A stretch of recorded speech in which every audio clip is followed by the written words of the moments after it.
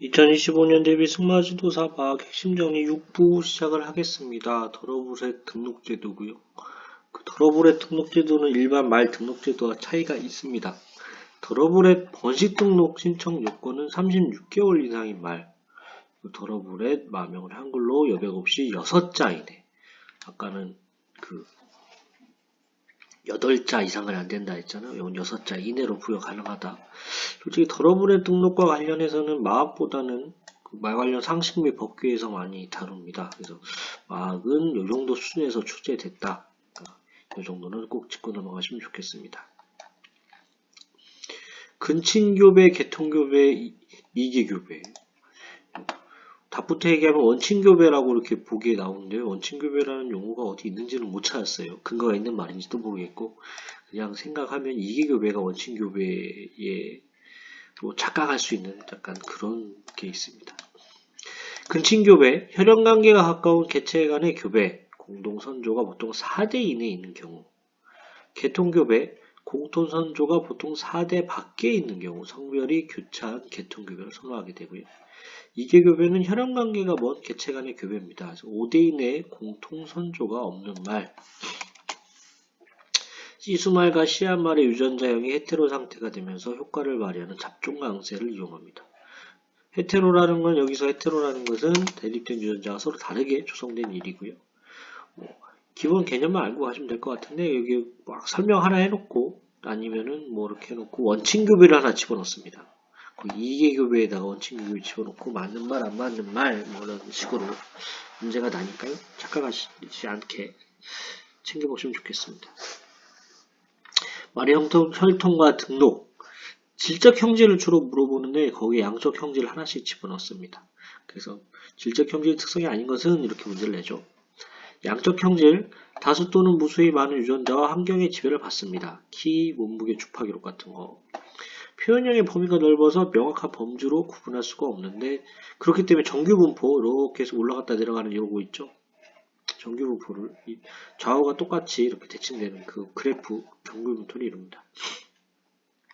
질적 형질은 하나 또는 소수의 유전자 쌍이에 제어가 됩니다. 그래서 모세계 유전, 밤세계, 쾌세계 법칙 이런 게 질적 형질에 해당하고요.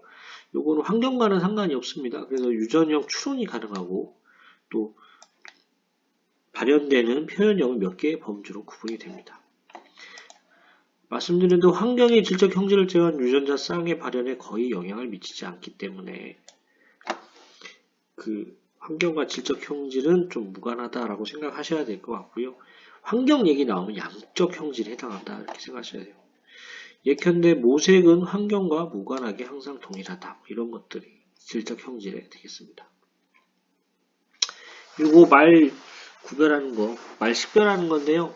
부위별로 쭉쭉쭉쭉 있는데 시험에 나왔던 거는 3번에 뺨가마, 5번에 목 밑가마, 6번에 갈기가마, 7번에 목가마, 8번에 목줄가마 되겠죠. 목줄가마.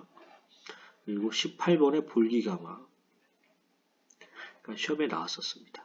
그리고 파란색 체크한 걸로 봐서는 여기 국가자격 시험에 나왔던 것 같아요. 그리고 14번 앞다리 가마 이런 것들 주로 시험에 나온 부분 챙겨보시면 그래도 답을 고르시는 데 도움 될 것 같습니다. 어떻게 보면 개체 식별은 이게 더 많이 나오죠. 한멸 표시는 삼각형, 흉터가 화살표, 흰 점은 뚜렷이 밀집되게 난 흰 털로 머리와 다리 부위를 식별하고 경계선으로 표시한다. 경계선으로 표시하는 거예요. 새치는 선이 3개죠. 조각난 선 3개 표시. 이것도 붉은색으로. 가마는 X 표시. 요건 또 검은색으로. 이게 보면 색깔도 물어보고요. 이 표시, 그러니까 보통 사지선다에 맞는 것은 틀리는 것은 이거 고르게 나와요. 그래서 하면 되고요. 맞는 방법은 아니지만은 한몰의 아 미음하고 삼각형의 아 미음이 같잖아요. 그래서 그렇게 외웠어요. 흉터의 히읗과 화살표의 히읗이 같고 새치는 이게 삼선이잖아요. 삼선 새치 삼선의 시옷과 새치로 외웠고요. 가마만 좀 어떻게 외울 게 없어서 가마는 그냥 X로 외웠습니다. 더 쉽게 외우는 방법이 있으시면 댓글 달아주시면 참 도움이 될 것 같아요. 얼굴의 흰 점 갖고도 말을 구별할 수가 있죠. 그래서 머리 부위는 점이 콧등으로 흘러내린다. 유성이라고 하죠. 콧등 부위는 점이 있는데 두께가 보통이다. 보통이라는 건 작은 것은 엄지 천마디고요. 큰 것은 코뼈 폭을 말하는데 어떤 두께 보통이면 비량백이 되고요. 코 부위에 점이 있는데 두께가 보통이다 하면 코 비자를 써서 비백. 점의 호환 여부에 따라서 모두 끊어져 있으면 단자가 들어가고요. 이런 식으로가 좀 주로 나오는 그 문제니까 물론 책에는 되게 자세하게 나와 있는데 이 정도 알고 가시면 좀 문제 푸는 데 도움이 되시지 않을까. 근데 이건 기초 문제를 좀 풀어봐야 좀 이 감을 잡으실 수 있을 거예요. 그거는 한번 기초 문제랑 같이 보시면 좋을 것 같습니다. 출생 후 성장, 평균 임신기가 340일 기준으로 약 15일을 전후하여 분만합니다. 약 80인경 태아의 크기는 25에서 28cm 정도 되고 무게는 70g 정도다.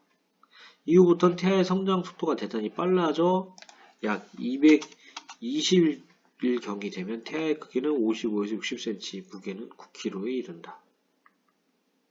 이 파란 부분이 시험에 나왔었어요. 자마가 포유 반사를 보이지 않는 경우 깨끗한 손가락을 자마 입에 넣어 포유 반사를 자극해야 된다. 태어난 새끼가 젖을 빨지 않는 경우에 이렇게 한다. 이렇게 생각하시면 되겠고요. 생후 1개월까지 기간 동안에 망아지의 성장 속도가 가장 빠르다. 이 시기에는 보통 1주 동안에 체중이 10kg씩 증가합니다. 요거는 임신해 있을 때 뱃속에 있는 거 잘하는 거고요. 요건 태어나서 잘하는 겁니다. 사람도 그 성장 속도가 출산하기 임박에서 가장 엄청 빨라져요. 그러니까 성장 속도가. 근데 태어나서는 당연히 태어난 초반에 빨라지잖아요. 그렇게. 그래서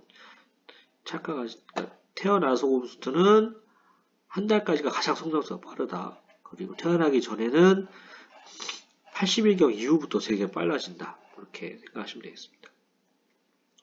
18개월 정도 성장을 하면 최고의 95%, 체중의 80%까지 성장을 합니다. 뭐 다 컸다고 봐야겠죠. 그래서 여기서 한 6개월 더 트레이닝해서 2살 되면은 이제 그런 경매에도 더 붙이고 뭐 이렇게 행사도 아닌가 싶습니다. 화골의 순서 1세 구관절이나 지골, 2세 주관절이나 1세 구절이나 지골, 2세 주관절, 비절육골, 3세 왕관절 및 슬관절, 4세 경관절 및 고관절, 5세 척추등 최상부의 골격. 그래서 5세 때 성장이 종료하는데요. 가장 중요한 건 5세 때 종료한다. 이게 가장 중요해요. 그리고 요거 순서 물어볼 수도 있는데 말의 부위를 생각을 했을 때 밑에부터 위로 올라온다고 생각하시면 돼요. 구절이나 지골, 여기 뭐 막 구절이나 지골 아랫부분이죠. 주관절, 비절육골 요거보다 좀 윗부분. 왕관절이 요거 무릎, 슬관절 뭐 이렇게 하고 경관절이 이제 요 부분. 나중에 척추등 최상부니까 밑에서부터 위로 올라간다 이렇게 생각하셔서 문제를 고르시면 될 것 같습니다. 말은 치아와 마모도를 통해 나이를 추정할 수 있으나 9세 이상이 되면 너무 마모되어 나의 연관성이 줄어들어 신뢰도가 감소한다. 이게 왜 나오냐면 그 화골이 됐다거나 뭐 이빨 같은 걸 보고 말을 거래할 때 물론 화골은 좀 알아보기 어렵겠네요. 그 말을 다 열어볼 수는 없으니까.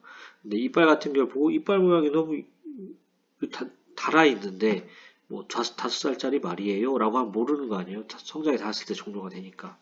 그래서 치아 마모도로 추정을 할 수 있는데 또 9세 이상이 되면 너무 마모돼서 나의 연관성이 줄어든다. 이걸 아시면 되고요.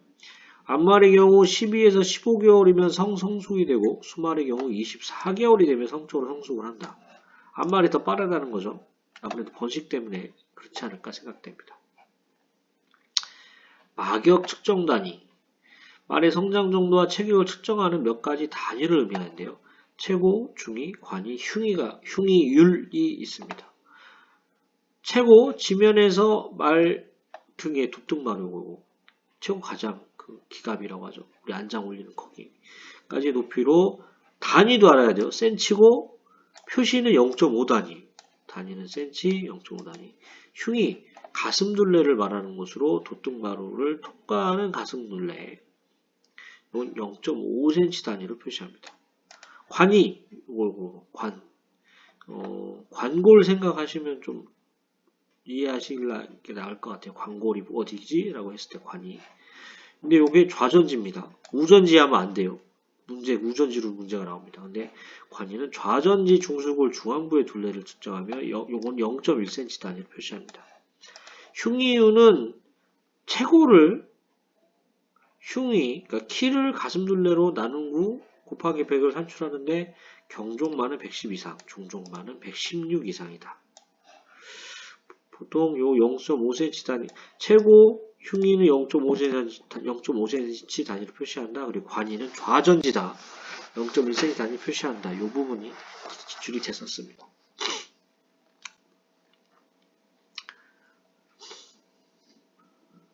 말의 영양과 사양, 말 사료의 종류와 이용입니다. 풀사료는 크게 조단백질, ADF, NDF 함량을 가지고 있어 함량을 가지고 사료의질을 평가할 수 있습니다. 건초만 공급할 경우 대략 체중의 2에서 2.5% 정도 섭취를 하겠습니다. ADF 함량이 45% 이상일 경우 사료 가치가 매우 낮습니다. 그래서 ADF는 산성세제 불용성 섬유라고 해서 산성세제 용액에 1시간 동안 끓였는데 그래도 섬유질이 남아있다. 이건 소화가 안 된다는 얘기겠죠. ADF가 45보다 높으면 사료 가치가 소화가 안 되니까 낮다. 준비했습니다. 방목초진의 해당지와 환경을 고려하여 화분과 두가목초를 혼포하는 게 좋고요. 대부분의 곡류소라와 곡류부산물은 칼슘보다 인해 함량이 높습니다. 면실박, 목과에서 면이잖아요. 면. 그러니까 목과에서 기름 짜고 남은 깻묵인데 면실박에 함유된 고시폴은 단백질 소화를 방해하는 유해 성분이 되겠습니다. 그리고 곰팡이에 오염된 목초는 기호성과 섭취량이 감소하고요. 아플라톡신이나 파툴린 같은 진균 독소를 함유하고 있습니다. 특히 아플라톡신 같은 경우에는 사료 섭취량과 체중 감소, 간질환 등을 유발하고요. 그렇기 때문에 어쨌든 곰팡이에 오염된 목초는 절대적으로 피해야겠습니다. 엔토파이트에 감염된 톨페스큐나 페레니얼 라이그레스는 여름철 고온과 환경에 적응을 잘합니다. 그래서 생산성이 높은데 알칼로이드를 생산해가지고 암말에게서는 후기유산, 임진기간 연장, 난산, 부유증, 젖이 안 나온다는 거죠. 일으키고 망아지의 성장을 저합니다. 뭐라고 해야 될까요? 일종의 기생생물이라고 해야 될까요? 그런 거더라고요. 그래서 이 엔토파이트가 있으면 풀 입장에서 톨페스쿠나 페레니얼 라이그라스의 입장에서는 더 건강하게 지낼 수 있는데 막상 먹는 말 입장에서는 알칼로이드라는 걸 또 만들기 때문에 후기유산, 임신기간 연장, 난산, 무유증 이렇게 암말에게도 안 좋고 망아지에게 선장을 저하한다. 이런 것들이 있다 생각하시면 되겠습니다. 말 영양과 사양, 말 영양과 사양부터는 다음 시간에 뵙도록 하겠습니다. 도움이 됐다면 구독과 좋아요 부탁드립니다. 감사합니다. 고정 댓글 쿠팡 링크로 구매 시 쿠팡 파트너스 프로그램을 통해 일정액의 수수료를 제공받아 채널 운영에 도움이 됩니다. 올리브영 제품 많이 사랑해 주시면 감사하겠습니다.